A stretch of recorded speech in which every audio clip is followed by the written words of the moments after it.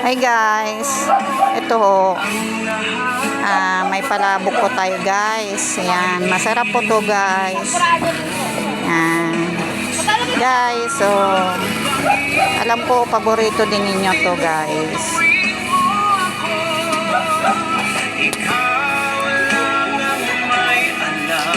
Ayan guys. Sarap diba guys? Ayan. Thank you guys. God bless sa inyo. Guys, pasensya na guys kasi hindi na po ako nakakapag-upload ng mga kung hindi man po ako okay lang po at hindi po ako thank you guys. God bless po.